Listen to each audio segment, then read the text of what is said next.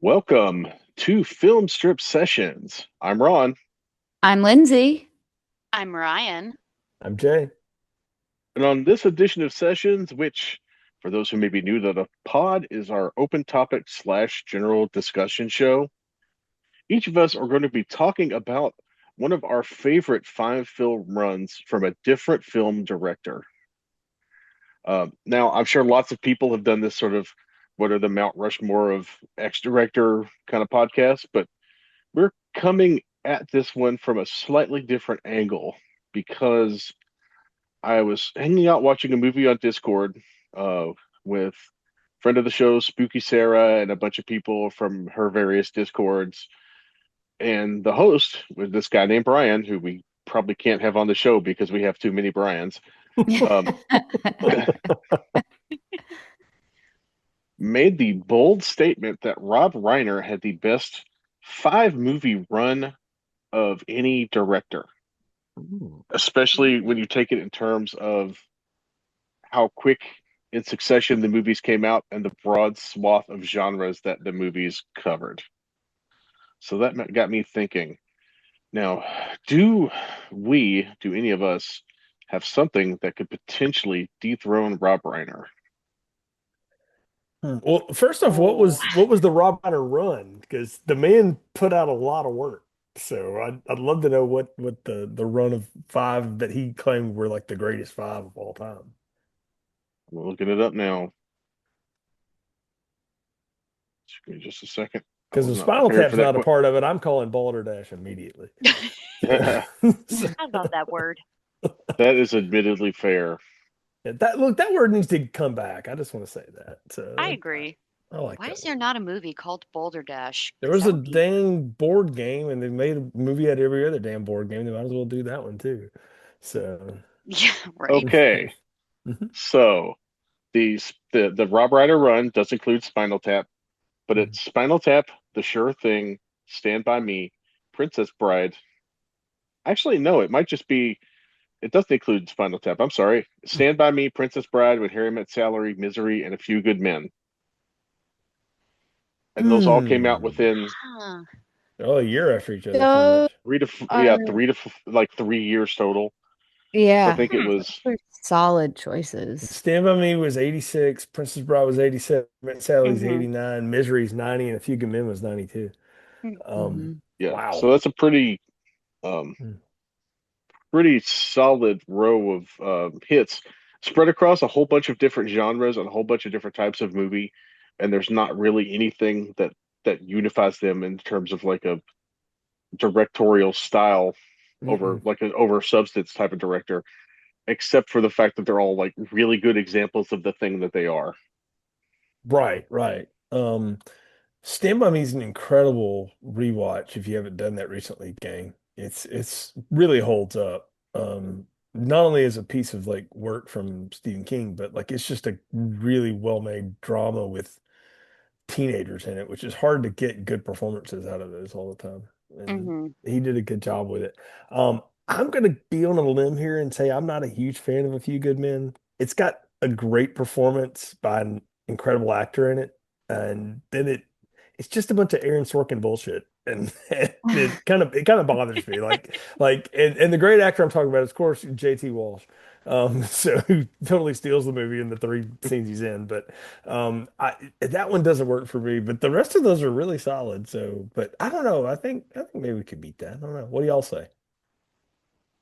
I think we could probably beat that. I'm with you Yeah. on A Few Good Men. I think it was one of 10 movies that we watched every other day for several years in my Hmm. family because we had 10 movies and Yeah. then it just cycled through and it was like A Few Good Men, G.I. Jane, all the military movies, Hmm. Mhm. Full Metal Jacket, that kind of thing. So I think I've been ruined with A Few Good Men because I've had to watch it so many times. I have no interest Uh, in ever watching it again, but I do not feel that way about The Princess Bride or Stand By Me.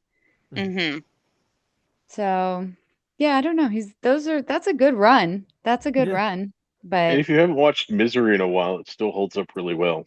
Yeah, I Oh, would agree there. Yeah, yeah, I that haven't is a love seen good. that one Misery. in a very long time. That's about as close to just directing the book as any of the Stephen King adaptations ever got, Mm-hmm. with the one notable exception with the feet thing. But it's Mhm. because Rob Reiner was like, we can't friggin' do that on on camera. But everything else is pretty much right out of that book, and Yeah. Mm-hmm. anchored by two incredible performances, by the way, too, and Kathy Bates and James Caan. But Mm-hmm. um, yeah, no, that is a good one. Um, yeah. That's interesting though. But I like that this came up on a Discord and that your immediate thought was like, we can do that, you know. So I'm Well, always yeah. game for that kind of challenge. So Well, it was such an interesting, like, thought-provoking question, especially when you impose the limits on it. Like, they can't all just be samurai movies, so you can't just pick any five Kurosawa movies Mhm. that you like. It You has know, to be in a row, Mm-hmm. right? Mhm. Like yes, and consecutive. consecutive, like five consecutive Yeah. ones. I'm not. That's I'm where not I counting got like. hung up, Same. honestly, trying to pick a director. I was like, oh, because I'd go through and I'd hit four, and I was like, these are great movies. And then Yes. the two end caps on either side, I was like, Maybe. okay, or I haven't seen those, or Right. Yep. I've Like never heard of them. for me, my first thought was, oh yeah, Guy Ritchie, because I I'm a looked big up fan of Guy his Ritchie style of shit. too. Mhm. And Turns out I then you like get four to of his movies. And then you get to, so I love Snatch, I love Lock, Stock, I love Rock and Rolla. I really Mhm. liked Revolver when it came out, but then you get to Swept Away, and it's like, no, I can no longer support this thesis. Yeah, I'm no longer a fan. So, That's so uh, funny. I looked up Guy Ritchie too, and I was like, oh, because we just saw one within the last couple years that he had done. It was the ungentlemanly warfare or Oh gentlemanly yeah, warfare. mhm. Yeah. the And I really liked yeah, it, but it was definitely one of those Yeah, times when I thought I liked a lot more of his stuff than I do. especially with prolific directors, like Hmm. they may have five good films in the filmography or more, but having them consecutively is Right. a Yeah. feat, Yeah. for sure, Mm-hmm. because it's hard to hit it every time, out of the park. I mean, every band releases that one stupid experimental album when they're all like either too high or not high enough, and they're Yeah. they're doing dumb shit with the sitar, and they don't need to. So, And it's I'll also just, subjective as well, because it's Mhm. like, are you going based off of like, was it nominated? Was it a fan favorite? Is it a Fair cult point. classic? So, because that's another thing that I ran into quite a bit when I Hmm. was thinking about directors that I loved. On Yeah. like as Lindsay pointed out, on top of being like, oh, they kind of did the same thing over and over and over again, just a little bit different.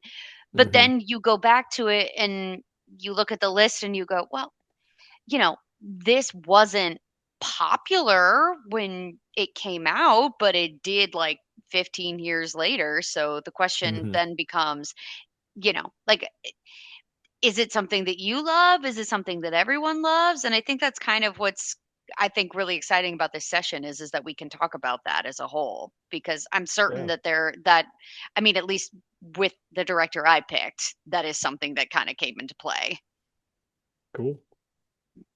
yeah, and that's the interesting thing. So many people have like three or four, just no doubt incredible movies in a row, and then there's a polarizing project, or there's Right. something that didn't come out quite right, Yeah. or Mhm. David Fincher makes Halloween 3, or not Halloween 3, Alien 3. Alien Sorry, 3. Boy, David Alien Fincher's I 4. knew Halloween what you were 3, putting down. that would have been dark as hell. So, Oh god.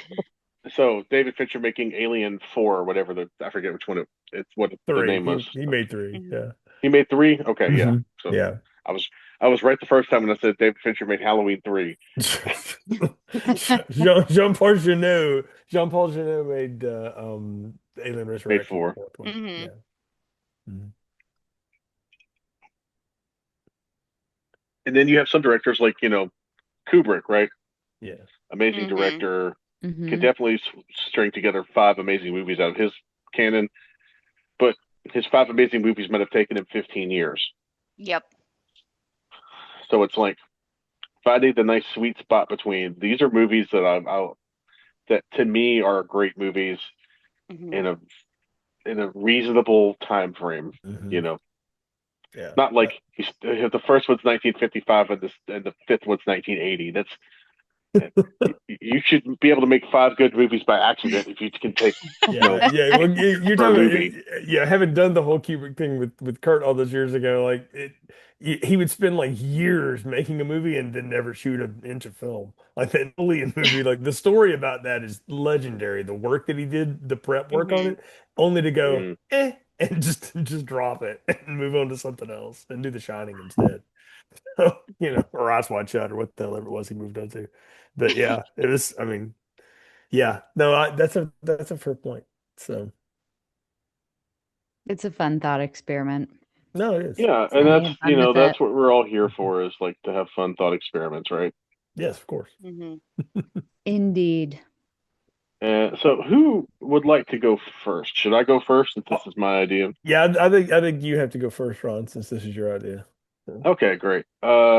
So the filmmaker I chose after much deliberation with myself and also with everyone else in the film strip chat, uh, group text, whatever you call it these days, kids. I'm old. Sorry. Um, I went with someone that I don't think was on anybody's top tier list, but I has a five movie run that I think can compete with anyone, and that is Robert Zemeckis. ooh, I don't know that he's anyone's like favorite director, but he has some of movies that are people's favorite movies. And it's okay. hard because where I made my I cut out some great movies or some movies that I really like. Hmm. Um, like I could have easily started with Forrest Gump, and then I would have done Forrest Gump, Contact, What Lies Beneath, Castaway, and The Polar Express, which is one of my favorite modern Christmas movies. But that cuts out two of the, I think, all-time best movies of their type, and a movie that did something that, even when you think about it in retrospect, seems impossible. So I'm going to go with the 1984 to uh, 1992 run of Bob Zemeckis instead of his later run. We're going to start with what I think is an underrated romantic comedy, but also one really good adventure film in Romancing the Stone. We're going to follow that up with that he did that in what 84. We Hmm. followed that up with 1985's Back to the Future, which obviously, do I need to make an argument for Back to the Future? Because Iconic. I don't Yep. think so. One of the most amazing technical achievements ever put to film, 1998's Who Framed Roger Rabbit. It is so smoothly done how well the live action and the animation is blended and how Bob Hoskins perfectly nails that role. Yeah, he sells And then that. you follow it up with two of the best sequels to an original movie and possibly the first two movies that were ever shot back to back. Mhm. Back to the Future Part 2, which was in 89, and Back to the Future Part 3, which came out in 90. And everyone hates Back to the Future Part 3 because it's a Western, because Doc has a time train. People hate things that are fun. And I I love got the to tell time you, train. I think the time having train was such a fun idea. the time train probably weighs less than that friggin' DeLorean. Let's be honest. Look, at least in part three, the movie's having fun. Part two, like, is a really nasty movie for about 45 minutes Hmm. of it. It's really ugly. It's like Yeah. it's not fun anymore. That third one at Yeah. least was fun. So See, I don't mind that the second one gets a little nasty. I mean, it had to, but it was just such a sharp left turn from that first Hmm. movie. So Yeah. that I have a hard time with it. But the third one, I is more of a kids movie, but I think that's okay. It is fun that way. Hmm. I So mean, I saw it when I was like 8 or 9 years old, so it was perfect. mhm. Saw it on the big screen. Had a Yep. blast. Oh yes, all Rode the we ride at Universal Studios the year Universal Studios opened, which was not around this time as well. nice. Uh, I have but yeah, never that's seen Romancing the Stone, so I will have to take I your word on that one. oh Yeah. I would strong recommend on that. Ron, I'm glad you brought that one up because that's one that's kind of forgotten. in the lexicon, but boy, it's a fun movie. It's Michael Douglas not taking himself seriously, and Yeah. then Kathleen Turner, who is just awesome and was such a smoke show back in the day, and it's Mhm. so fun in that movie. Like you see the characters that they play if you go watch that movie, it has been copied a billion times. The characters that they're playing in that movie, it's so much fun. I So think that is half the appeal people have of the Mummy. I agree. Is it Yeah, that took a lot chemistry. of that. Hmm. Mm. He's kind of a smart himbo who doesn't take himself too seriously. He's like the action lead. You get Yeah. this smart talking, sassy, no bullshit taken Hmm. female character. Mhm. It's a really really underrated movie, and I feel like more Yeah. people need to see it because it was on Th- Showtime constantly when I was a kid, and I watched it every time, and I had a blast with it. That is a low-key fun Danny DeVito like supporting role too, by the way, y'all. It's one of Yes, it like is. the quote bad guys in it. He's funny in it. It's well, he's always fun, but he's really funny in it. It's also got a hell of a score. Silvestri is off his Mhm. rocker on that one. So Yeah, yeah, some yes, he is. some as somebody who's really into like good score from like a certain period of time and stuff like that, that one hits. So yeah, if y'all haven't seen Romancing the Stone, y'all need to go watch that. That might need to be a future episode too. Now that I say that, Ooh, that'd be a good one. yeah, I'm mostly happy that you brought up Who Framed Roger Rabbit That one because was that is so one of yeah, good. my Yeah. favorite. True story. I watched that when I was like a young, like maybe just in my preteens, and I got to the part with the cement roller mm, where Hmm. Christopher Lloyd pops back up. And I had it on the VHS tape, and we get to the "Remember me, Eddie?" And I went, "Nope," and I popped it out, Yeah, and I didn't watch it for like another 2 years because I was not mentally prepared for whatever was coming my way. that's It was hilarious. such a great film of just straight up like true actors and then animation. Mm. I don't think that there's another movie that I can think of that can really top a film like that when it comes to a combination of those two like genres. and they got the permission to have both uh, Mickey Mouse and Bugs Bunny, Disney Mhm. characters and Warner Brothers characters on screen at the same time, which is something that I don't think has been done since. It has. Wild. It was done. It was done in Ready Player One. Steven Spielberg got permission Oh, for that. yes. Oh, that makes So, sense. but that's the second time it ever got done. So you're not wrong. But I only know that because I actually like Ready Player One as a movie, and I thought that was a big deal for Spielberg. So, I um, remember how they talked about how like if it was a Warner Brothers versus a Disney character, they always had to have the exact same time like on screen. mhm. But I think that it came out that like when it I think it was with Mickey Mouse and Bugs Bunny that Mickey Mouse came out just like a slight second or two more Yeah, because it was a Disney run film, which is crazy to think about, yeah. especially in this day and age. But it's so interesting that they had this sort of agreement, and of course, there's that one party that's like, just a little bit more, just a little bit more. The thing that sells that movie for me, and that I'll keep going back to, and even you go all the way back, guys, to like episode 4 or 3 or 4 in the film strip. Anna and I did that one, and it's Bob Mhm. Hoskins in that movie. It just Hmm. Oh, friggin' sells that movie. He's so good all the time. hmm, Anyway, we just all talked about him on Hook, right? Probably my yes. favorite thing about that, Hmm. and he's just.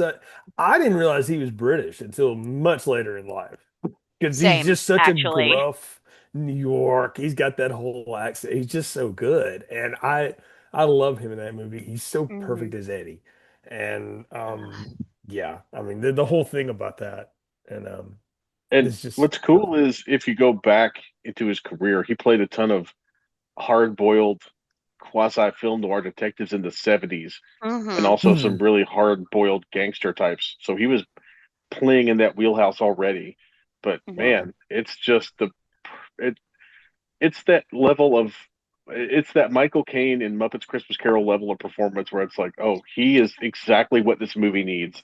Yep. Right. And he is not taking any of this as stupid or a farce or just beneath him. He is 100% on board, and that's one of my favorite Yeah. parts of the movie.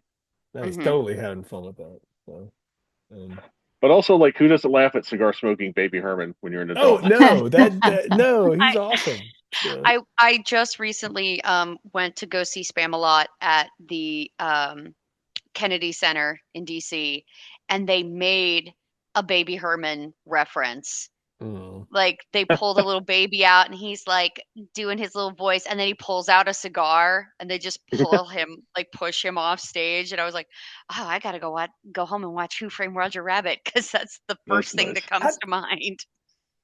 How did that never get a major studio sequel to it? Like nowadays, I think feel like if that movie got made, they would be pumping those out every couple of years, you know? I seem to recall that there was some form of rumor about that. And then I know that they did a couple of like short animated, like they might have been like Yeah, they did a 3, Baby 5 Herman minutes. cartoon Yeah. that Yeah. they showed in front of Who Framed Roger Rabbit. Or And they showed it in front of Honey, I Shrunk the Kids. I'm sorry, mm-hmm. because I Okay, I saw it in remember theaters. that. Yeah. I think they popped a couple on Cartoon Network, and I could be wrong about that. Like, Baby Herman and Roger Rabbit go camping and things like that. Yeah, But I'm pretty sure they did.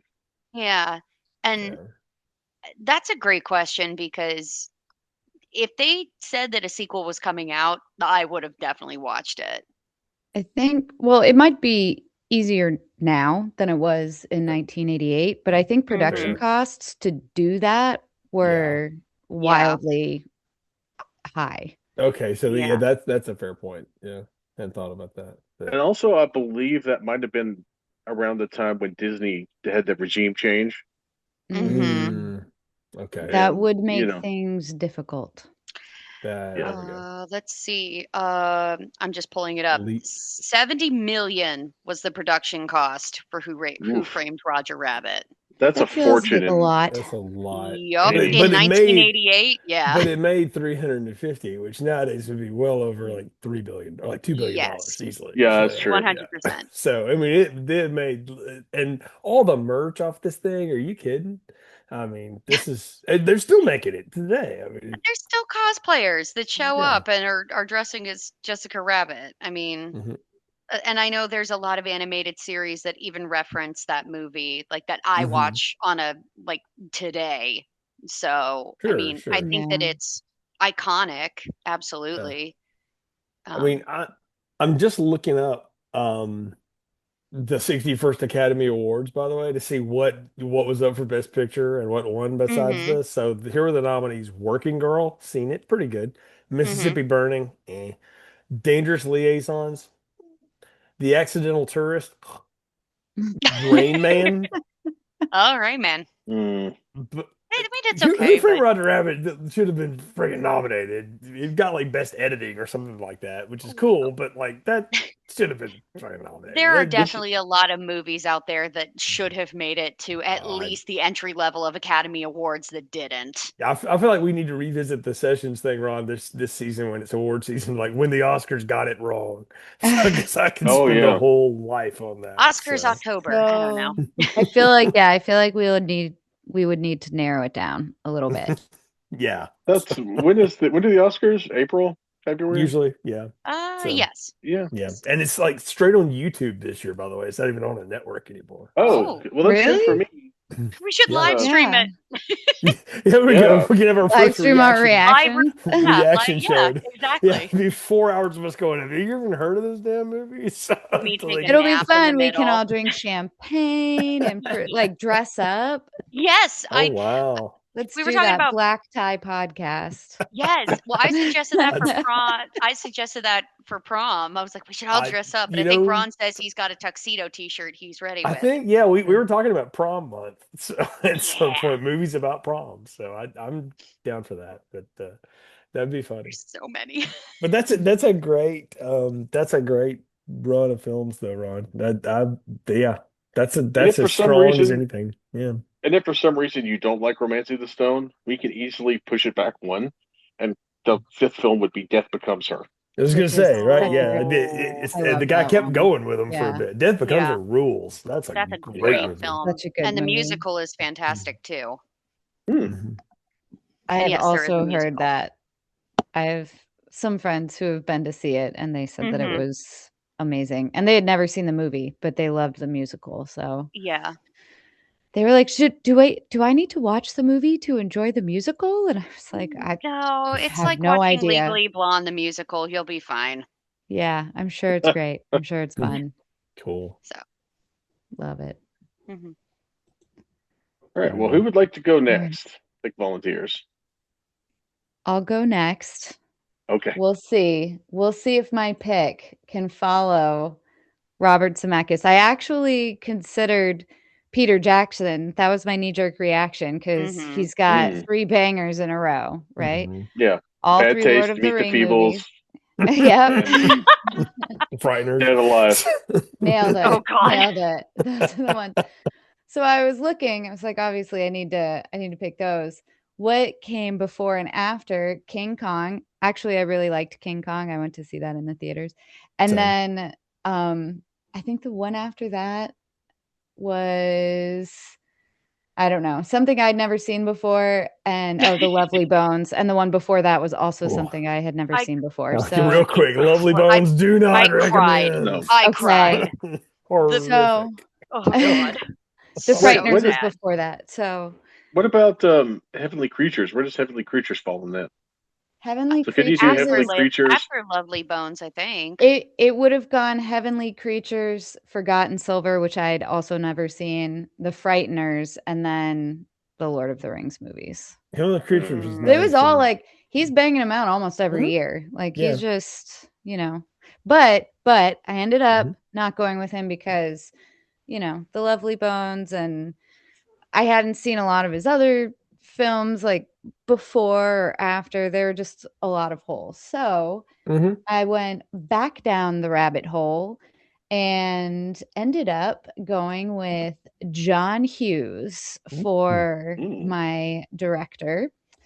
And I could have gone from either side of his 8-film directorial repertoire, but I started at the bottom in 1984 with 16 Candles, Oh, 1985 with The Breakfast Club, Mhm. another 1985 movie, Weird Science, Uh, 1986 See the Ferris archives, kids. Bueller's 1986 Ferris Bueller's Day Off, Mm. and 1987 Planes, Trains, and Automobiles. He also in 1989 had Uncle Buck, and then 91 Curly Sue. I've never seen She's Having a Baby, which is in between those two, but it can't be bad. All of his everything else is so good. It's not as good as the rest of it, but Okay. there's a hilarious monologue of Kevin Bacon talking about I have to change my underwear so I can get my wife pregnant, and the way he just does it is just so not what you would expect Kevin Bacon to be doing in 1989, but okay. So yeah. Yeah. I don't know why I That's remember really that. funny. It's such a wild scene. He's sitting in his basement and his boxer's throwing a dart or something, and it's this whole inner monologue about it. So it's wild. So. Just 5 nostalgic,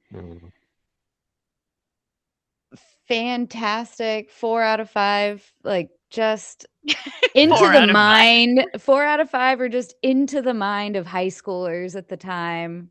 And Very it true. still resonates, honestly. I mean, technology's moved forward a little bit more since then. And then Planes, Trains, and Automobiles, one of the best Thanksgiving movies of all time. One of the only Thanksgiving movies of all time. Why didn't you list it on our sessions last time?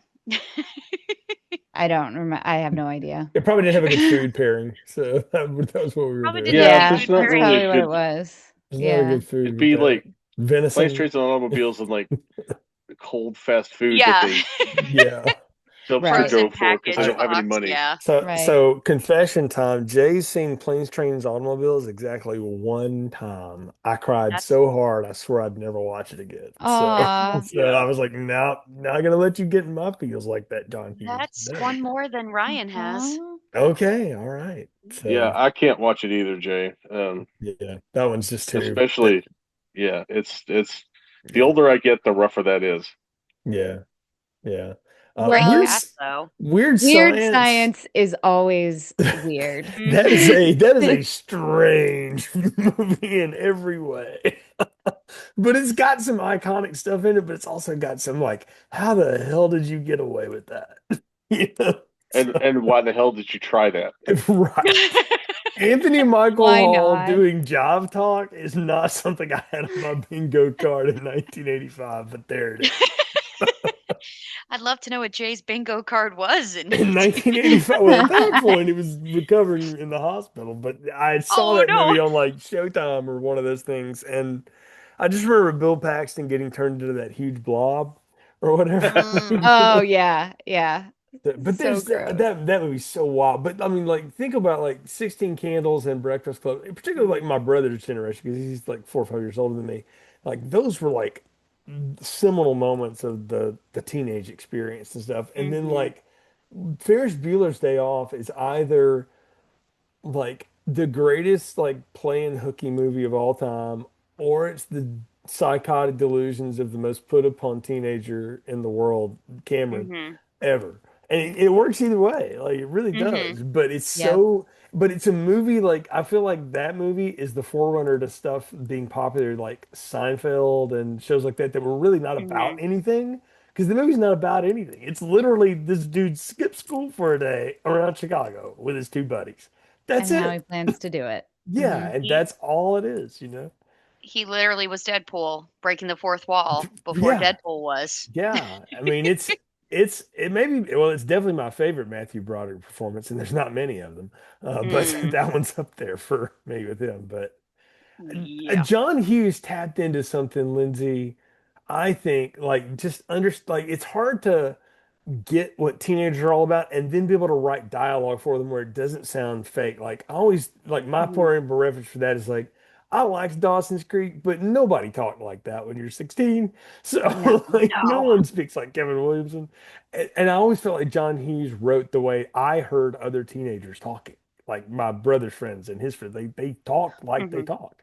Yeah, and the actors in all of those movies he was able to, I mean, I'm sure shared responsibility here, but the actors in those movies had such a great camaraderie and were able to really go back and forth, and their timing was perfect. So that plus the the writing for how they actually spoke really made a difference. I mean, the brothers in Weird Science went back and forth like actual Mhm. I mean, one of them was a little more psychotic, but even the friends and how they talk to each other, I agree. It was really excellent scripting.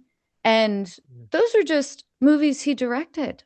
He Yeah. wrote so many other things and produced so many other things. And when I finally filtered it down to just his directing, I was like, well, this is easy enough. John Hughes, it is.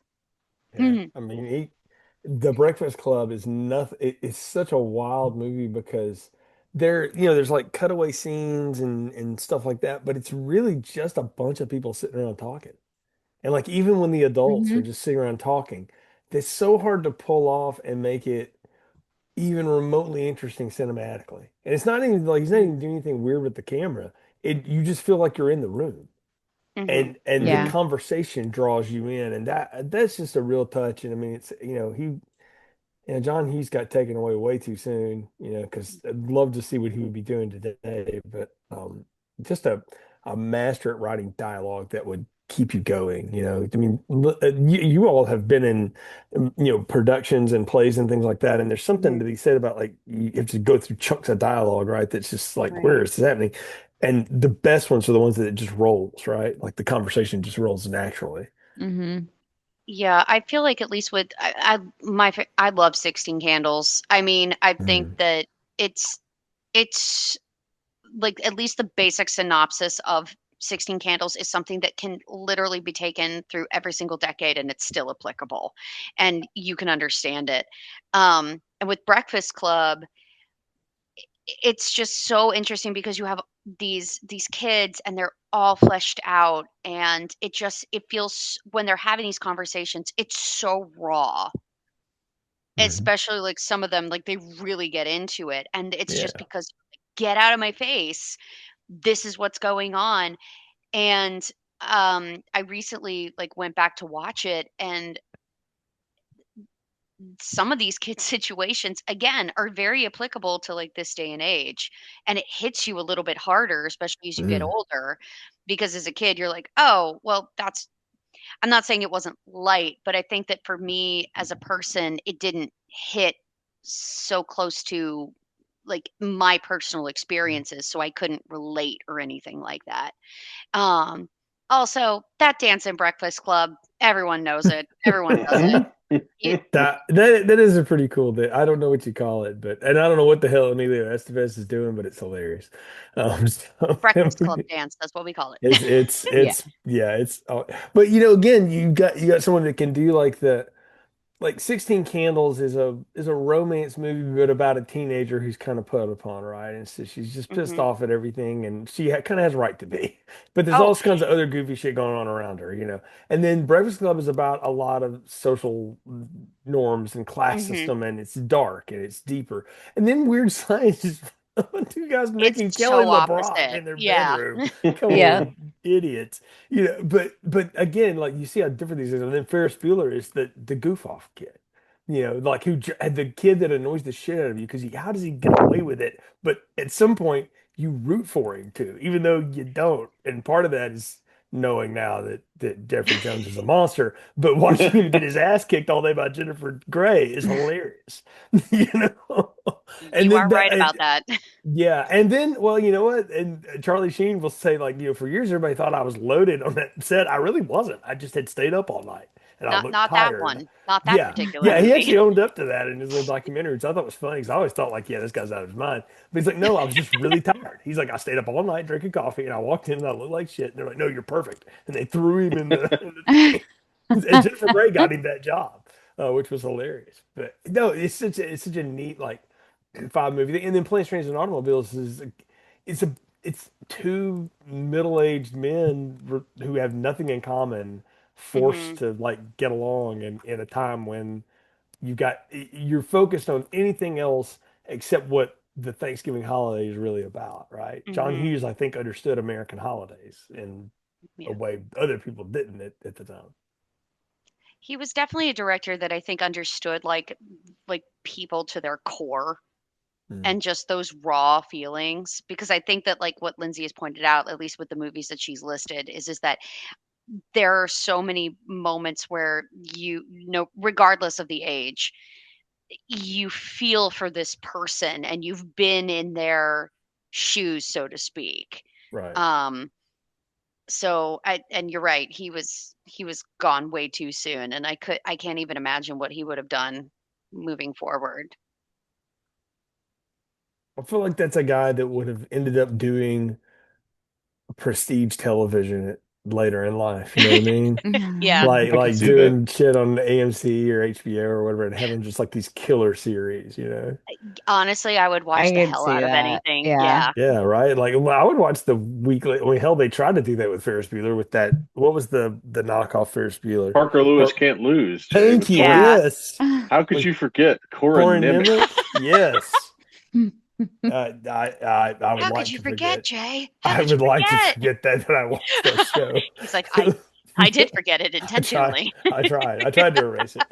Yeah, Then I personally brought it back up. But no, I mean, like, I feel like, yeah, all that stuff could have worked as an episodic television. Yeah. And Hmm. also just like a special mention that he also wrote one of my favorite movies, National Lampoon's Christmas Vacation. Yeah. The yeah. Oh, that, Vacation movies. Those were yeah. Mhm. those were his babies. Yeah. Hmm. So um that first vacation movie really still works. Like it shouldn't at all, but I know. it's 40 something Yeah. years old and it just works. Every bit of it does. What's wild is it works because it actually works in spite of Chevy Chase, which is the funny part of it. Because it's one of his best movies, because he's in a lot of bad movies, y'all. But it works in spite of him. It's because everybody Yep. else, I think, knew what they were doing. So particularly Beverly I, D'Angelo. Yeah. I So mean, Beverly D'Angelo, I feel like you could have put her across from a mannequin and they could have had believable chemistry. She's oh, so good in dude, those movies. she's just fun. But she's such the '80s mom. It's the thing that I felt like Winona Ryder nailed in that the first couple seasons of Stranger Things, is she was like Mhm. very much the '80s mom. Like, Yeah, Very much yes, yeah. was. like you have that Mhm. vibe, so it works. So Yeah, I the will mom who catch grew you. up with rock and roll. yeah, Mhm. Yeah. exactly. Yeah. And You a lot you of Christmas lights and black paint. you Mhm. know Yeah. that Thank you, Ron. Mrs. Griswold has like like a whole Elvis ornament collection, because that's her generation. It's like her jam. So, Well, She she does definitely have had the commemorative plates. oh, Mhm. 100%. And the books. Yeah. Definitely the Mhm. books. she is a big fan of Wayne Newton in the Vegas Vacation. That is Yes, But that's she true. Mhm. is. that's probably because they couldn't get her real first love, Tom Jones. No, Oh. Thunderball himself. So I like it, Liz. Good work. John Hughes holds That up is a good. the hell That's of a a really run. good. That's a really good pick. I would argue that it's not broad enough in terms of genre to dethrone Reiner, but that is a really good I 5 movie mean, run. Reiner just took a couple of Stephen King books that were already written for him and made Mhm. movies out of them. Like, And an Aaron Sorkin play. I'm not Hey, trying to I'm not hey, to be trying to fair, steal his thunder, but the hardest thing about adapting someone else's material is to know what to cut out. Mhm. And when it fair. comes to Stephen King, there's always a lot to cut out. So, So I was gonna much. say when it comes to Aaron Oh. Sorkin, there's a lot of shit that should be cut out. yes, there should be. There's a lot of that movie that should be cut out. Well, maybe one day we can all get on and have a hate fest on A Few Good Men. That's our next sessions. We'll get we'll offend our friend of the show and frequent guest Michael Scott, who's an actual lawyer, by having him come on to Oh do a God, law no! pick. I've already tortured him with 2 lawyer movies. I don't think we can do that Oh, again. God. Lindsay and I did that with Double Jeopardy, and it is one of the greatest Oh, I rants learned in I I film love learned strip that so history. much film. from him. I It, learned so yeah, much from that episode, that's though. one It of the was so greatest Oh, rants fun. in film strip history, where we I, just said, and I told him, I was like, I'm going to set you up for this, and I apologize ahead of time, and he mhm. absolutely delivered. Like, he went off, and it was Oh, I great. forgot Yeah. about that film. That was the first rated R film I think I ever saw was Double Oh Jeopardy. wow, wow. Wow. First, the first rated R film I ever saw was RoboCop 2. Oh Oh, wow, well, at least it nice. its rating. I think mine was arachnophobia. Is that rated R? No, that was a No, PG-13. I'm Okay, pretty never sure. mind No. then. Yeah, but if so you Yeah, but if it's a you're I good one afraid count of though. that. spiders like I am, it's like Yeah. an It is Oh, a friggin' NC-17. horror Last of the movie. So Mohicans. good. Was Last of the Mohicans rated R? I feel like it should have been. I don't Probably know. It doesn't so. matter. So That Mm, might have been an R. Yeah, I yeah, think that was Michael R. Mann tends to I work could in see that blood one. and things. So yeah, um, yeah, that's awesome though. So It's crazy how you think about like, was it rated R? Was it rated mhm. PG-13? It There's was so many rated movies R. now. It Oh, was was Last rated of it? R. the Okay, Mohicans was I my thought first so. rated R movie. There Yep. you go. I was I 6. remember there I being should a, not have sig- a watched. surprising amount of blood in that. Well, Daniel Mm-hmm. Day-Lewis with a hatchet, so, Yeah. Yeah. and among other things, but um, no. All Who's up right. next? Yeah. It's either Jay or Ryan, depends on who feels froggy. I'm And Froggy. from his Hop on in, okay, Ryan, Ryan. hop on Ribbit. in. Ribbit. Okay. So I went about this a little bit of a different way. I don't. I'm still very happy with my director, but listening to you guys, I definitely feel that maybe I should have done a little bit more research. But there was a director that I just kept going back to. Um, and he does tend to stick to a similar genre, but I really appreciated him for a little bit uh different reason, and he also went through subgenres. And the director that I picked was Guillermo del Toro. um Hmm. I know people have opinions about him with Shape of Water and Frankenstein. I have not seen Frankenstein. But the 5 movie run that I went with was the very beginning of his career, which include Kronos from 1992, Mimic from 1997, Devil's Backbone from 2001, Blade 2 from 2002, and Hellboy 2004. I really wanted to include Pan's Labyrinth in this, but I really wanted to put Kronos on that because I think it's such a fantastic film.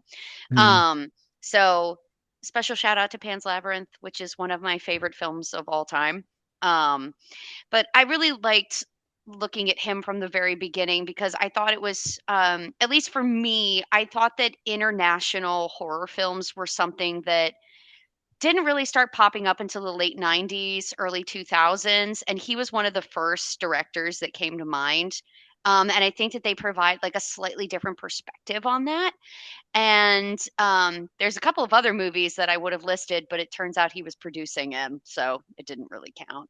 Um, but what I thought was really interesting, at least with Kronos, is it came out the same year as Bram Stoker's Dracula.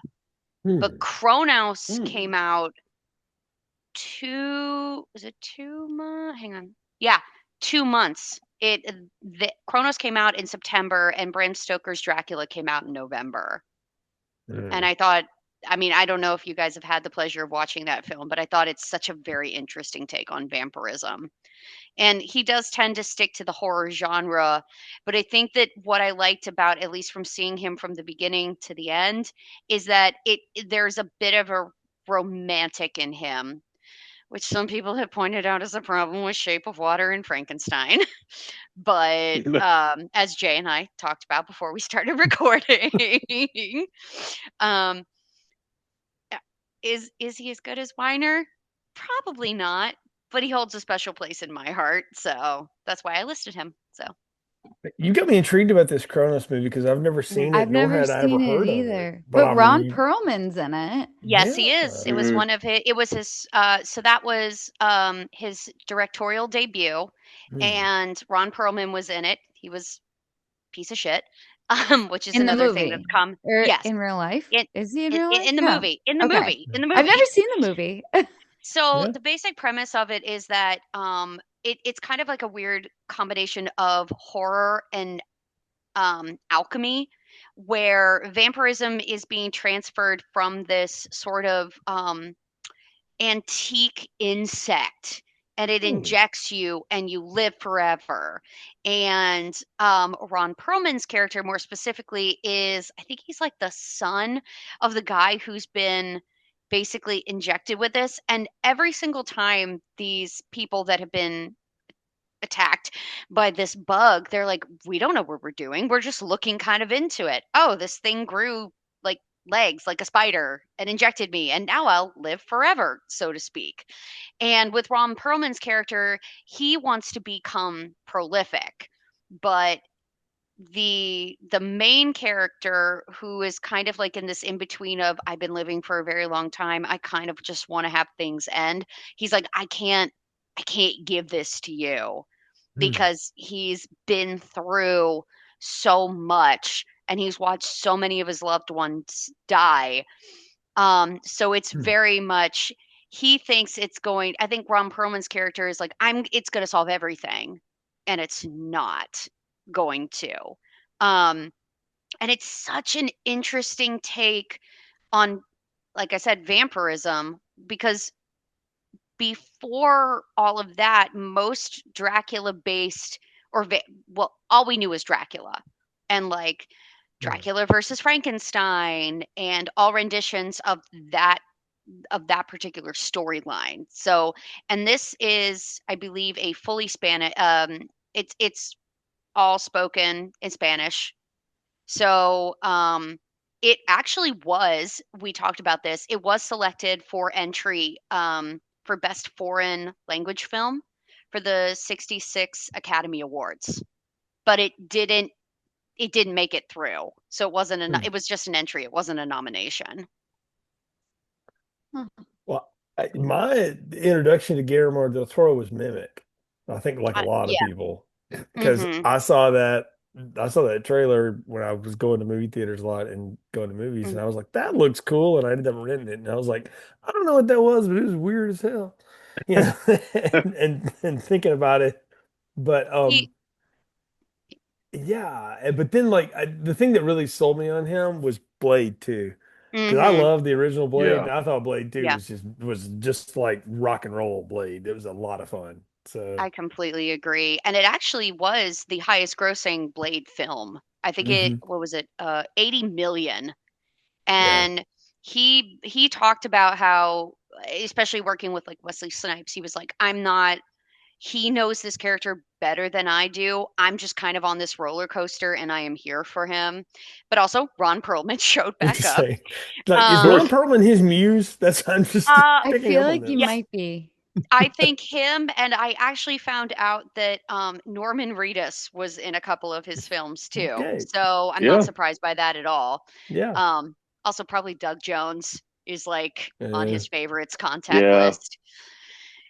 I love Doug Jones, but no, but Mm, but I like Blade Norman 2, Reedus. I mean, who doesn't? Ron, you spent a lot of time around Norman Reedus's face I through have. here. And I've Really? actually like well, I did all those years of The Walking Dead, and then I also did the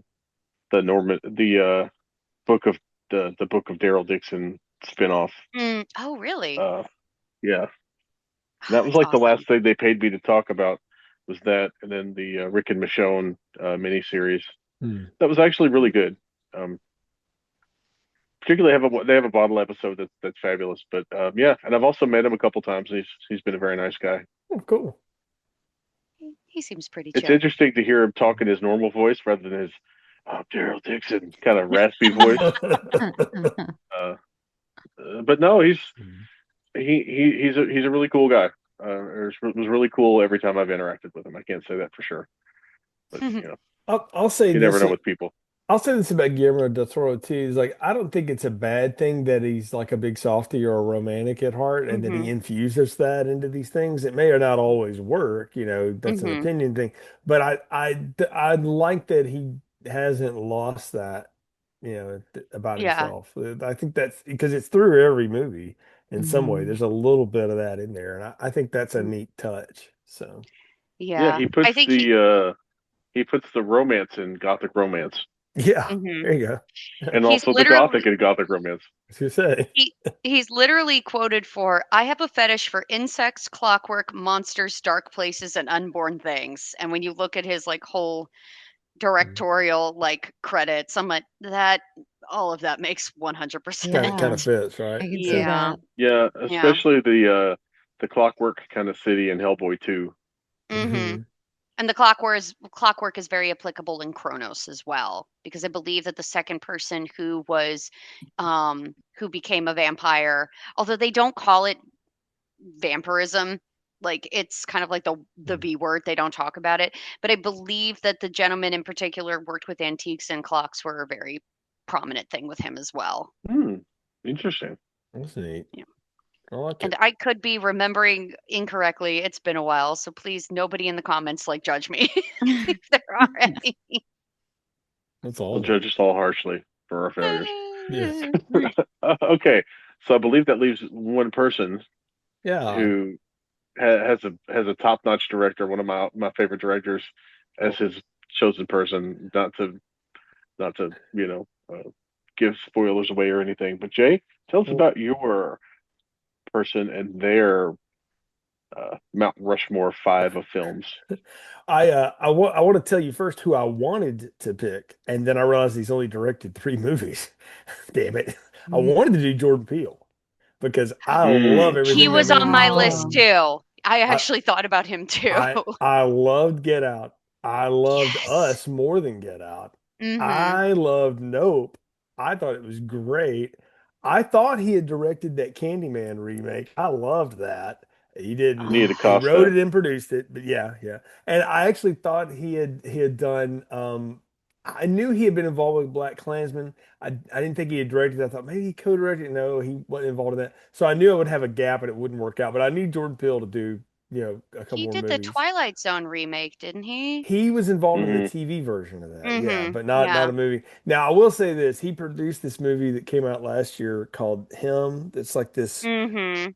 I don't know if y'all have seen that or not. It ain't good. I'm just gonna tell you, it's Mm. He not great. produced it, so we're gonna just I'm leave gonna that let that alone. go.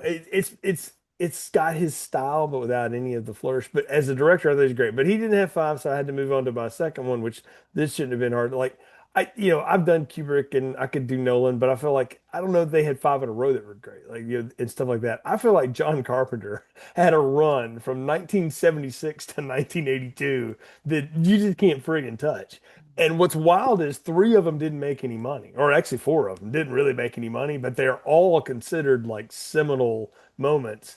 And then he had the one that made all the money and is still getting remade to this day. So I picked John Carpenter, starting with Assault on Precinct 13, then going to Halloween, then The Fog, then Escape from New York, and then ending with The Thing in 1982. Oh, And that's a hell of a run. that's a banger run. Now, you could also do later Carpenter if you wanted to. This was my stretch.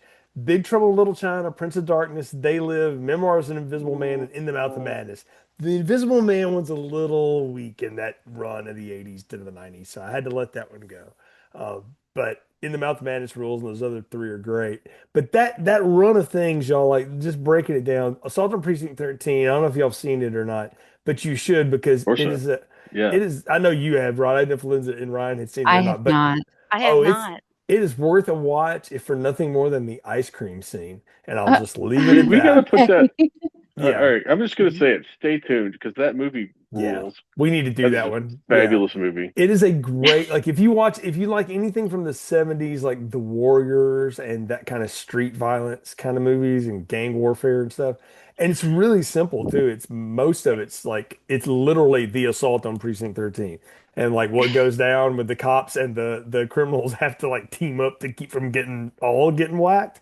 It's a great action movie with a lot of like social tension to it. And then he goes to Halloween and basically invents a genre that didn't exist beforehand. There were forerunners to it, but Halloween started something that has been copied forever and will Hmm. continue to get copied and is one of Yeah. my favorite things ever. But beyond that, he also laid out the idea of like, you got to have a killer score. You must have a killer score with a horror I see movie. what you did there. Yeah, I didn't even mean it like that. But yeah, Nah. you gotta have that. The Fog is underrated as a It is. supernatural horror. It really is. Mm. It's a hell of a Jamie Lee Curtis performance again. It's a great Hal Holbrook performance, which you didn't expect to have as a drunken priest. And then Adrian Barbeau is also awesome in that. And then of course it's Tom Atkins mustacheless, which is a bold choice. The man never did it again. But though The Fog is a great Escape from New York is an incredible action sci-fi dystopian future movie with a killer a cast. Kurt Russell, Ernest Borgnine, Donald Pleasance, Harry Dean Stanton, Barbeau, Lee Van Cleef. He's like a legend of spaghetti westerns. All in the same movie. Hello, yes. And then The Thing is the prototypical sci-fi horror film that leaves you wanting more. And the thing about all the great Carpenter films, and those five in particular, is that they're these big concept films, but they're all minimalist films. Like he does minimalism so well. And he had a group of people he was working with that understood that vision, particularly Dean Cundy, the cinematographer, who shot all of those. And they all have a different look and feel and vibe, but they all operate from that same, the darkness is around the corner. There's nothing you can do about it. To just get on for the ride. So that's my five. I would put that five up against anything else that we've talked about tonight, because to me, what makes them great in particular is that they weren't appreciated in their own time, and except for Halloween, and even it took a little while. But all of those now, people list those movies constantly as some of their favorite things ever from genres. To which John Carpenter says, "F you, where were you when I needed money?" But, so, Yeah. yeah, but that's my And, spiel. and also, and also, as John Carpenter would say, "Fuck Dean Cundy."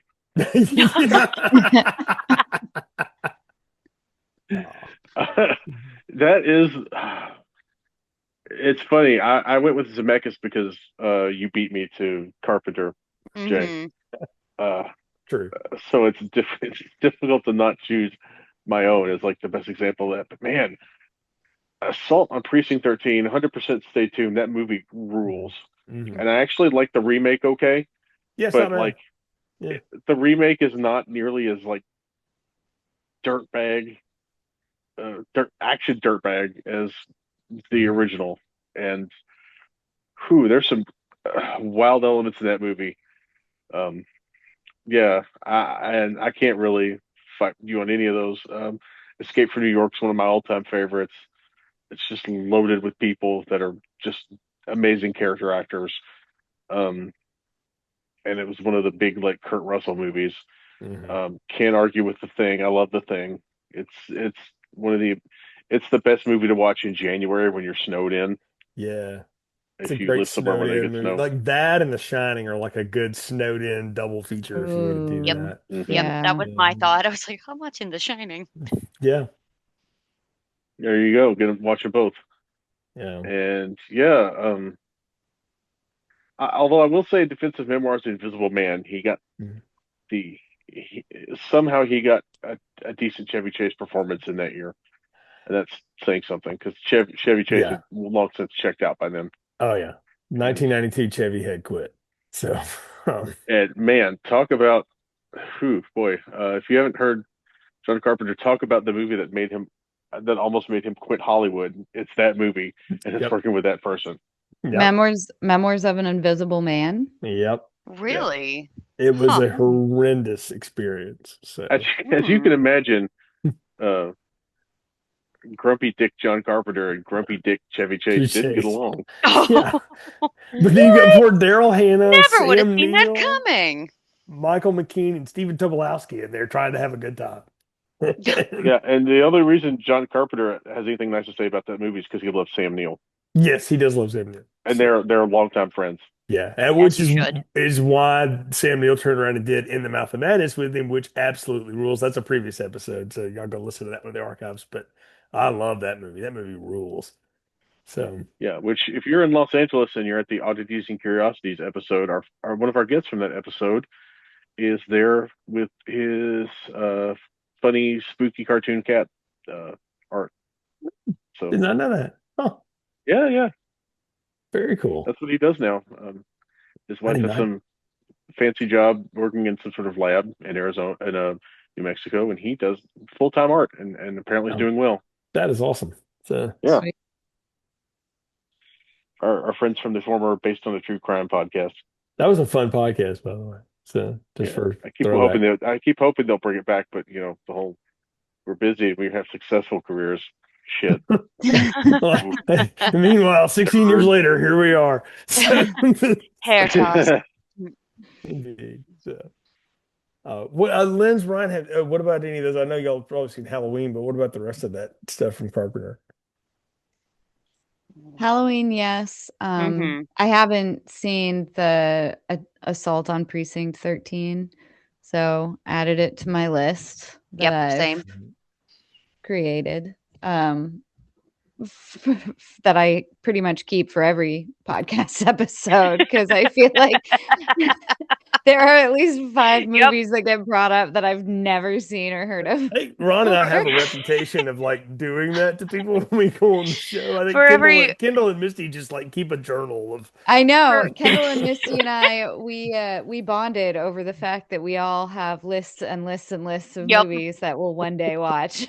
For every one film we recommend that you guys haven't seen, there's 5 that we have to watch. Yeah. That's why I love being on this podcast so much. I've never seen. No, I do too. movies in my life, which is great. Speaking of Two Girls, One Crypt, keep an eye out because I'm showing up on their 1990, is it 94 or 95 in film? It's the year in film. I'm their first ever guest on one of their year in film episodes where they look at like 4 different movies from a specific time. Oh wow! And it's like the year 7 came out, so 7 was one of the movies. Oh wow! We talked about. Wow, that's a good one. I have a good story about that. Seeing that in the theater, I'll tell you offline. But wow, okay. 7, love that movie. 7, a great black comedy Spanish film, Day of the Beast. Oh, wow. Which is one of the funniest things I've ever seen. It is spectacularly hilarious. That's what I love about those is they always throw out stuff I haven't heard of, which is cool. So. Yeah, and Clint Howard and the Ice Cream Man and Tales from the Hood. So hey, I've seen 3 out of the 4. So I have also never seen Escape from New York. I haven't seen That You one I have seen. Carpenter. Linz, Yeah. you should watch that with your Brian. I think it would be up his alley too. I think he would dig it. So those tend to roll on and off of Tubi and Pluto, all the time. So Oh yeah. Yeah. yeah, I frequent mostly Tubi, but Pluto pops up from time to time. yeah. Pluto was my first love because they had the Mystery Science Theater 3000 channel. Ah, Yeah. Oh. I loved them because fair. they had Bond movies like all the damn time. So Yeah, I didn't have to wait. and all of the they had that Twilight Zone channel Hmm. for a while. Then the Outer Limits channel. So yeah, Yeah, they always have interesting channels.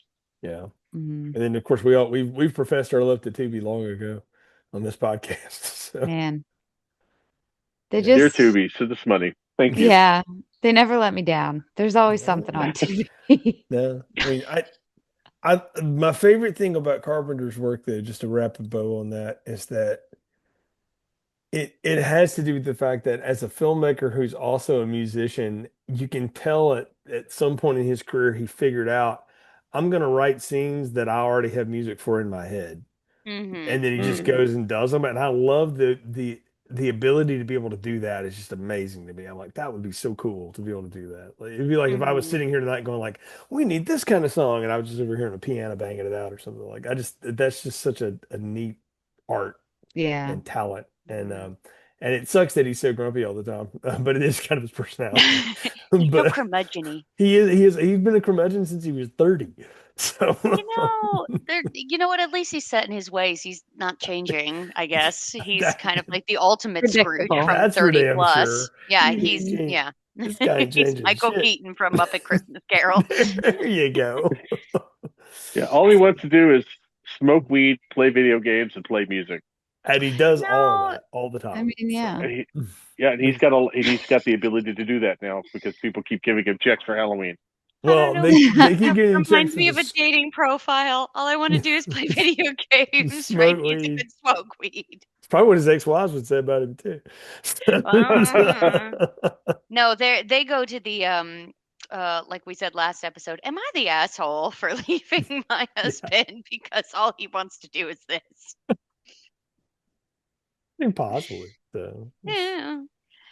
No, but you brought up a very good point, is that I think with John Carpenter's movies, there's something about like the music and the soundtracks that you not just Halloween based, but mhm. you hear it and you go, "Oh, it's that film." Like there's something about how his music is literally like digging into your like brain that you will always remember it no matter what you do. Yeah. Yeah.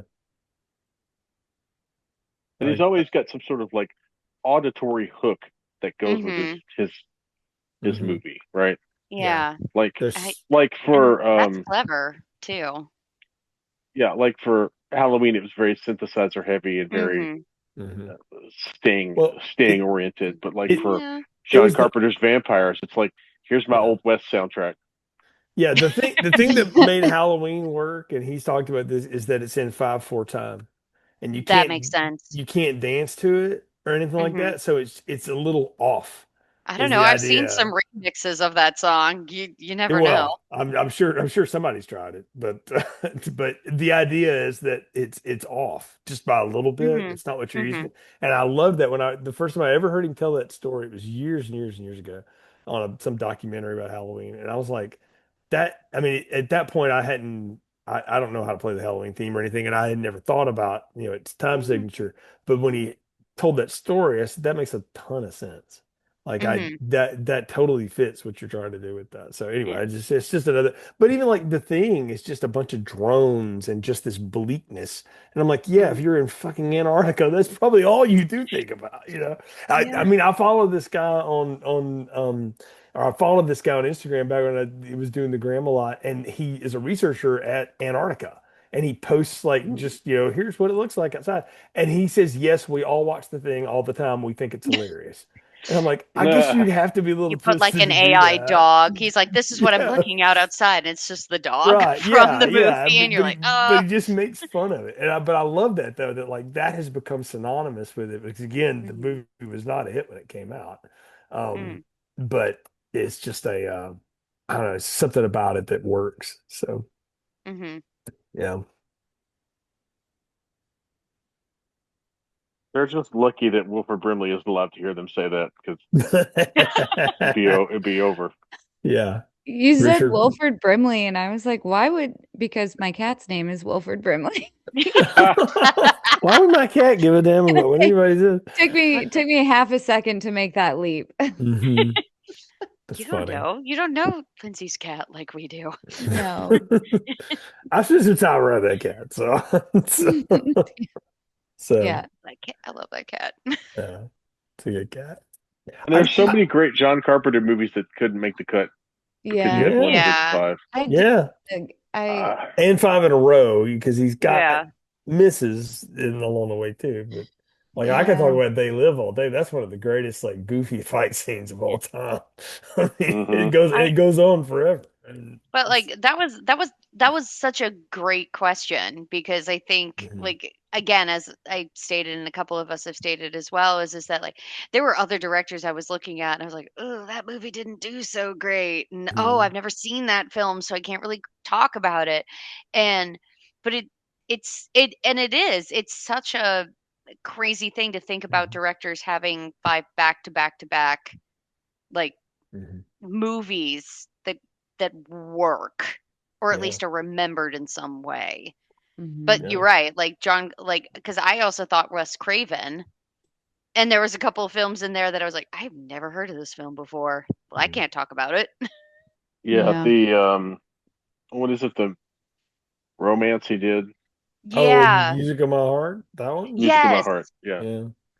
I was No, like, what the hell is this movie? look, I will totally sit up here and stand for Red Eye though. Any day anybody wants to talk about Mm, that movie. That Red movie Eye is rules. a good. It is not Mhm. appreciated. That is a That good is movie. Cillian Murphy and talk about chemistry. Cillian Murphy and Rachel McAdams have loads of it in that movie, and they are And Yes. great together, man. and again on an airplane, like we Hmm. talked about in Terror Train. Please go Yep. watch that, ladies and gentlemen. But the claustrophobia, like I think that's such an underappreciated film. Hmm. Completely. Yeah. Have you Mhm. guys done that one yet? No, we have not done Red Eye. Stay tuned. And we'll have to reach out to Corey McCullough because she's a big Red Eye stan, Oh, and okay. we've There you Yeah, talked go. about that. hundred We percent. we need to have an excuse to have her back on the show anyway. So before she becomes too famous to hang out with us anymore, Uh-oh. but, Yep. or she may already be. I don't know. So I mean, she was probably too famous to be on the show in the first place, and that this makes is sense for true. Fangoria. Yeah, But but somehow, so yeah. So But, do we think that one of our four beats the Rob Reiner, or five, sorry, excuse me. mhm, One of our four directors mhm. is what I meant, beats the Rob Reiner five. I'll be honest with you, that Hughes Zemeckis run probably would be right there with it. Then Hmm. maybe the Hughes one ultimately, because there's nothing wrong with any of those, like at all. Hmm. Like they're just great. Like you can pick on the sequel aspects of the Zemeckis ones because they're sequels, right? So if you're just looking at like mhm. doing new stuff, like even though they're all in the same like vein, John Hughes had something different to say in every one of the movies you brought up, Lindsay. Hmm. So Yeah, I'm in agreement with Jay on that one. Secret time. I didn't even come up with the John Hughes idea. My Brian came up with the John I Hughes was idea. like, was it Grella? shout out to Brian. So. Yeah. And then I went and looked and I was like, all right, no, let's do this. And he goes, wait, what's weird science? And so that's when I Oh made him sit no. down and watch it with me Yeah. last night or What the did night Nice. before. what Oh, did he think of it? He's been yes. every now and then he'll randomly look at me and go, that was the weirdest movie, but like so good. This Why does this movie exist? I'm so glad it exists, but why does it exist? you should lay Soul Man on him sometime. He's talking about how Oh does my that god. movie exist? Yeah. Wow. Yeah. So I cannot take all the credit for the Hey, pick, but that's awesome man, though. That's yeah. perfect. Yeah, So, he was Yeah. not What are you he gonna I. was into follow? What are you gonna follow Soul Man up with? Short Circuit. Oh my god. Probably, yeah. Something else that's horribly racist. So Oh. Short Circuit 2. There we go. That's It's the like one. both Oh. racist against Latinos, and you still got Fisher Stevens and Oh no, brownface. just go watch My Science Project. Then you get to see Fisher Stevens being a horrible Italian person too. So, his Yeah, Fisher stereotypes Stevens. know no bounds. Fisher Stevens plays the hits of racism in the '80s. That's wow. Hey, we had a good time on that show back in the day. So, not talking about him, but to get Yeah, me. I know the show was great. The I Fisher swear Stevens is a that little that concerning. actress in that, by the way, I swear, like Amanda Seyfried, like is her descendant in some way. They look so much alike, and they act They Mm. alike really do. too. So, which by the way, shout out if y'all haven't seen that Housemaid movie, go peep that. It's actually really fun. It's a throwback to like the '90s steamy thrillers. It's really good. Ooh. Like Okay. my Rachel did not go to the theater for anything, and she was like, "We've got to go see this," because she had done the books, and Mhm. so I watched it with her, and I was so entertained. I listened to the audiobook driving back from the holidays. I was like that hooked on Does this mean Hmm. that the movie is under 90 minutes long since Rachel went to it. see It's it? actually 2 hours long, What? which is what Really? surprised me too, Wow. Lindsay. Yes, same. The only things I thought. over 90 minutes Okay. that she will bother with are the Hunger Games movies and the Twilight Mm. movies. So, Okay. anything I thought else? you were talking honestly about your like cutoff time, Lindsay, when it comes to like horror movies or sci-fi movies of any kind. I I was like, stand by it, but no, I'm not saying I'm sci-fi not can be disagreeing with longer. you. I'm Mhm. not Yeah. disagreeing with you. I just thought you were genuinely asking on your behalf. So, Sci-fi, no, yeah. No. Rachel No, has a very strict rule as well, we've heard. So, yes, it uh, keeps, but it keeps you going. It's worth a watch, but as yeah, a okay. as a sidebar. But yeah. No, yeah, sci-fi movies can be longer than 90 minutes. Horror movies, I just don't think they need to be. they shouldn't be. No, I Yeah, agree for with the you. most part, unless you're really doing a lot with it, and maybe you should not do that much with it.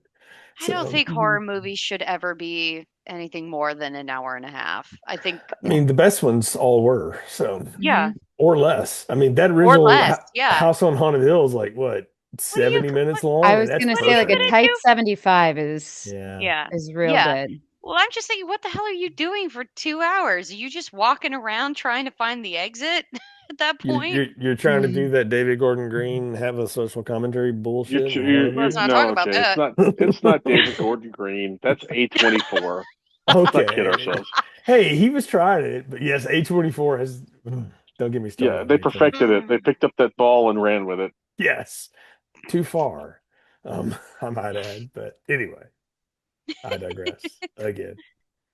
But yeah. Well, hey, Ron, this has been a lot of fun, and I'm glad you Mhm. brought this to us. I'm glad you hang out in Discord chats that have these interesting ideas. This has been great. So, Mhm. but Yeah, why don't you tell people like what we're doing the next couple of months here on Film Strip? We're kind of leaning into the theme month idea this year. We've got some fun stuff coming up. So, that's right. I've kind of blanked on what we're doing for January, because you asked me. because it's in the doc. Okay. Oh, well, And since this is unedited, everyone knows we have a doc that we look at now. every A podcast very has a loose doc. outline. Yes. Sorry. And these It's are still not in a order, doc. by the way. This is just what we're going to do. They're not. Oh, yes, yes, yes, yes. Yeah. Okay. And we were just talking about it before we went on the air, which is insane that I forgot it that quickly. But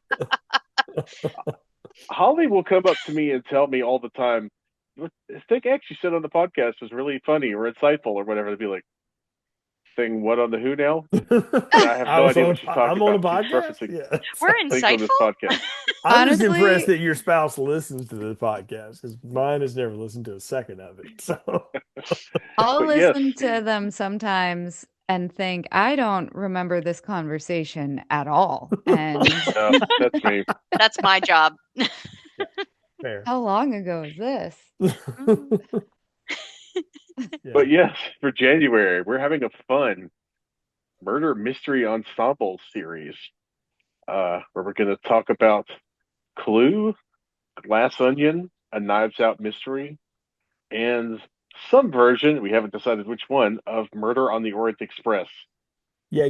I think we could probably each watch a different one and come and talk about it. Well, they're all Which different from each one? other. Which one did it better? Yeah. That does sound fun. But the idea of that though came from Rob Reiner movies generally feature an ensemble cast. Hmm. And then in the group chat, ensembles just got talking about and it was like, oh, let's do that. And then by happenstance, they all happen to be murder mysteries, but I'm kind of down for that. I like a good page turner, as I've said. Mhm. Yeah. So Mm-hmm. I grew up Yeah, on I'm that 100% stuff. on board for that. Yeah. And then for February, we've got our terrific slash terrible twos. That's kind of up to you to decide whether these movies are terrific or terrible, depending on the movie. So we've got Too Fast, Too Furious, Bringing back Gremlins Lindsay's 2. Brian for that. Mhm. Oh, yes. Gotta have our Having Lindsay's gearhead. Brian on for that one, Mhm. special guest. Gremlins 2, we reached out to some cool people who maybe are showing up for that. Grease 2, which is where I think our terrible twos start, but that movie is fascinatingly weird. And of course, the best of all choices, Breaking 2, Electric Boogaloo.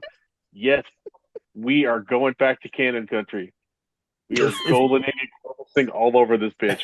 Super excited. It's been too long since we were in the Canon film bin, and we should do that. So I'm excited about these. This will be a fun couple of months to start with here on the old FS feed. So It's gonna be a um, good 2026, folks. oh yeah, and Yes. more fun things planned as we roll down the line because I've teased it here, but coming up in April, podcast is driving. It's turning 16, and we haven't figured out what we're going to do for that episode just yet. But with that's a big deal. We may do License to Drive, we may not. But that one would fit. But yeah, so we'll figure it out. But um, lots of fun stuff. I think we should just do car movies. So I was just about to say birthday. that. Yeah. If Filmstrip were gifted a card for its 16th birthday, what kind of car would it get Oh, that's a wow. great question. or Oh, want? the Munster Mobile. Yeah, probably slam in the Yeah. back of the Dracula. Oh, God. That's what this podcast would be, rickety and still going. Oh. But fun. Just pop it a little bit. It'll get going. hmm Just kick it, Yeah. hit it with a hammer. Yeah. It's functional, but somehow still on fire. I mean, that is this podcast in a phrase. Listen, if you saw a car on fire just driving down the road going like 60, 70 miles an hour, everyone would get out of your way. I mean, I was going to call this Hey, episode I have favorite seen director, that. but I'm in maybe I'll just Kentucky. call it functional but still on fire. Is that our T-shirt now? Film strip, functional, but still on fire. There's our That- tagline. There we go. Yes, I like that. I want that That's- as a bumper sticker on my car. Use I a love picture of use a picture of the flaming Michael Myers from Halloween 2. Oh my God. Yep. Yeah. There we go. So Just I on love top of the car. Yeah. Just be like, Yeah. I'm stuck on there. Just hanging out. That's perfect. If one of our wonderful listeners is artistic and ever wants to design a T-shirt for us, we'll split proceeds with you. So because that would be hilarious. I got you regardless. So Yeah. That's awesome. Well, I think it's time to Yep. wrap up the old show at this point. So, folks, you can find and follow this functional but still on fire podcast everywhere on social media at Film Strip Pod, where we share announcements and upcoming shows and other fun things. We also repost our friends pods, and so make sure you check that out. We've dropped a few of those here in the discussion tonight. Two Girls, One Crib, Tis the Podcast, Totally Red Christmas. I'm gonna forget them. Amateur Tours, Phil at the Movies. I mean, gosh, there's so many. The Why Wasn't It Better? Those guys have been on recently. They'll be on again. But and we got some new friends too that we're going to be inviting on for some stuff. But check us out. Follow their content, follow our content. Please share it where you can as well. And of course, don't forget to subscribe to the show. Apple, Spotify, YouTube, especially the YouTube channel. Check that out. Share that as you can. We appreciate the support. And of course, bonus points always if you leave us a positive review, as it helps other people find the podcast. It makes us feel really good about ourselves. And hey, it's 2026 and the whole damn world's on fire anyway. So at least spread a little bit of joy, okay? Through us through this podcast. All right. So until next time, for Ron, Ryan, and Lindsay, I'm Jay. Thank you for listening to Film Strip.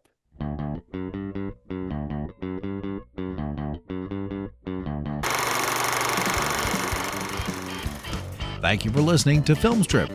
You can find more episodes on our website, filmstrippodcast.com. The Filmstrip theme music is produced and performed by Frozen Lake 121. All content used or discussed in these podcast episodes is the property of the respective owners and used under the Fair Use Act, Section 504, C2, Title 17.